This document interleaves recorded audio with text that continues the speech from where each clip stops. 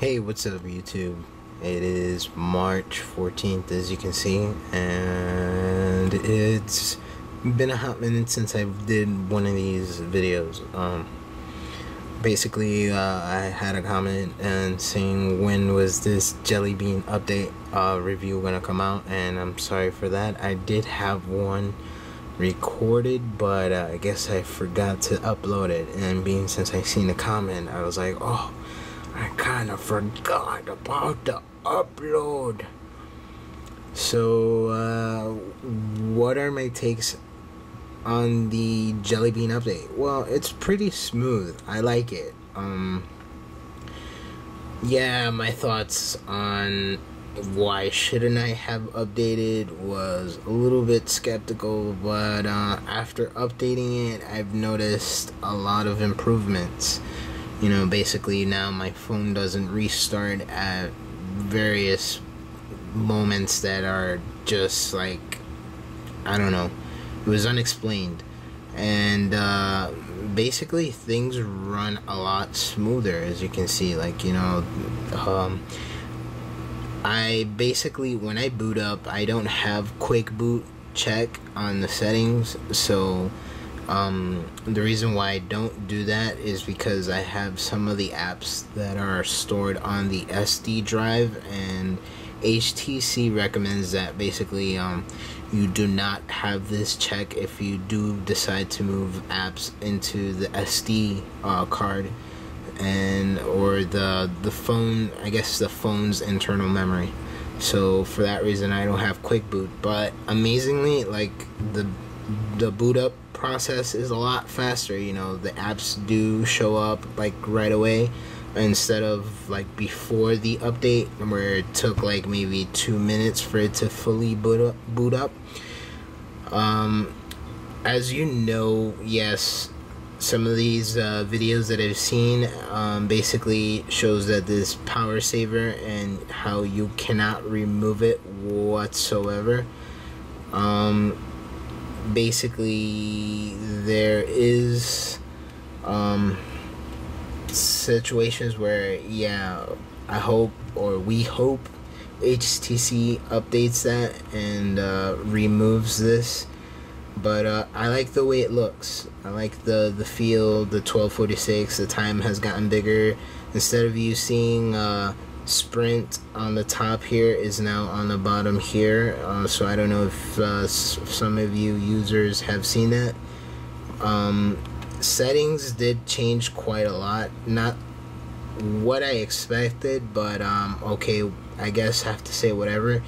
The HTC Media Link is now appearing, so that way it's better for you to use their USB external device that allows you to take your USB mini and take their HTC upload device that they have, and it's basically a little box that you get to plug in an HDMI and the connecting piece for the USB mini, and it's able to reproduce whatever you want or whatever you're viewing here onto whatever the device is connected to, whether it be your computer monitor or your external TV or whatever. So basically that option is now available. If we click on more, now you get to see basically a little bit more. You get more support on the Android Beam and the NFC that has been updated. If you go to mobile data, now you get all these settings. Well, actually no, there were here before, but I'm sorry. It's wow. Where is it? Where is that? Okay, it seems I cannot find it within all this crap. Is it under usage? No. Okay, it seems that I cannot find it at this moment. Also, instead of this being backup and reset. Backup and reset used to be under storage. If you click under storage and you scroll all the way at the bottom, it would, where it says storage settings, backup and reset used to be there, but it used to just be reset. So, you know, they actually moved that here, and it's pretty cool. You know, it's a little accessible, and I guess it pretty much backs up whatever information you have. Beats Audio is a new addition to this little menu here, although it is a little bit weird on why it's here, because it doesn't do anything specific. It just turns on and off, and I got Beats headphones and they connect and I still hear the same audio, so it's not that bad. It's kind of weird why it's here though, but you know, again, I guess we go ahead and move on. The power display, or the power GUI, has changed a lot. Before, it used to be basically this little wavy thing on how your battery is doing, and basically what takes up the charge, with which is now under wait, no, not, where is it, history, I guess. Before, when you clicked on the battery or usage, it would show you something like this, but now it has its own menu display, and it has basically its own purpose now. So whenever you click the battery, it just doesn't do anything. Before the update, you know, you was able to click the battery and it would tell you specifically like this on what's going on and what's taking up your battery source. And dramatically, not much is going on. The mobile network basically is still taking up most of the battery, so being that they did not upgrade the antenna signal that receives on this phone, I mean, it still provides kind of crappy service. But I don't know. It still hogs a little bit more power. As you can see, power saver is on, and it's something that it's pretty useful. I don't know, I kind of just lack to say that, but it's annoying, but it's useful. It does save me a lot of power on my battery, although it still hogs battery, but it does its job. Storage got an update too.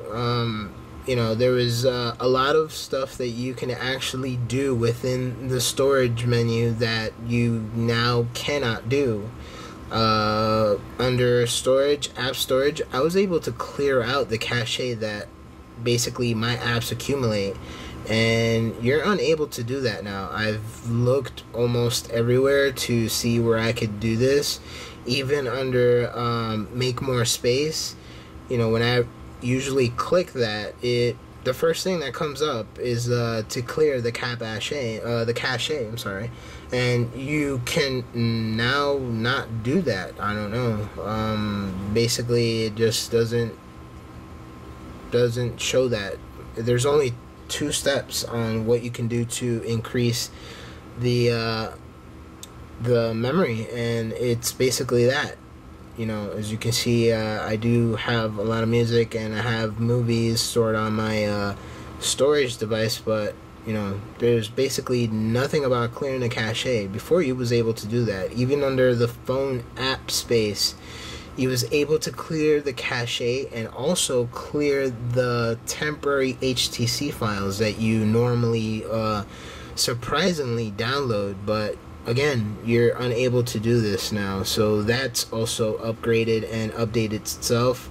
You know, it's kind of weird. The new updates do remove a lot of the features of this phone and the great potential that it had. You know, I'm upset about that, but you know, again, the con side is that, you know, a lot of the great features that were on here that were useful and, you know, that I would normally use are now gone.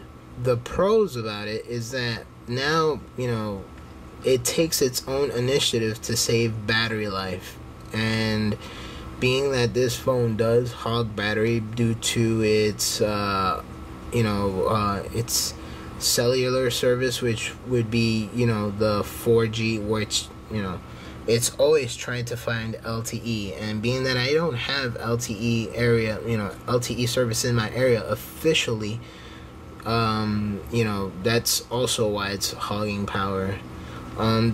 There's a lot of people that basically don't like this feature called network, or I think it's called network optimizer, in which I am so sorry, I do apologize, I cannot find at this moment. I don't know where I would be able to find it, but basically there's this thing called network optimizer, and it turns on automatic connections. Here, I basically have this on, and it's called connection optimizer. What this basically does is that it shuts off whenever you're not using a specific part of this phone, like say for instance your phone, your voice or whatever. It automatically, to save power, it automatically shuts off the mobile, it shuts off the radio. So basically you're unable to receive phone calls from time to time. Now, although the phone service is off, what's surprising is that you're always, even this is before the JellyBean update, you're always able to receive text messages.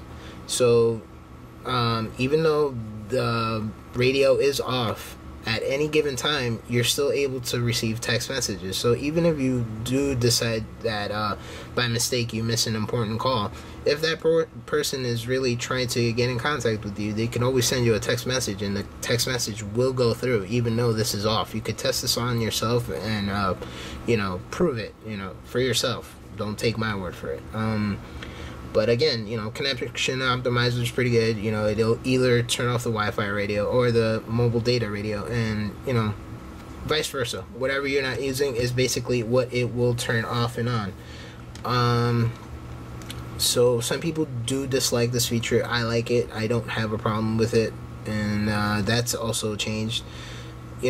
Some of these things do change, like also this, for some reason. I am an owner as well of the Samsung Galaxy S2 for the Sprint, and when I got to see this, I was basically shocked. I was like, wait a minute, this seems like I'm handling that phone. It just doesn't seem like my phone anymore, because before my phone I used to have a picture of a friend's ass on here, and basically I was able to flip this phone like this and got to see the picture move as well with it, which was pretty cool. And now basically we got this.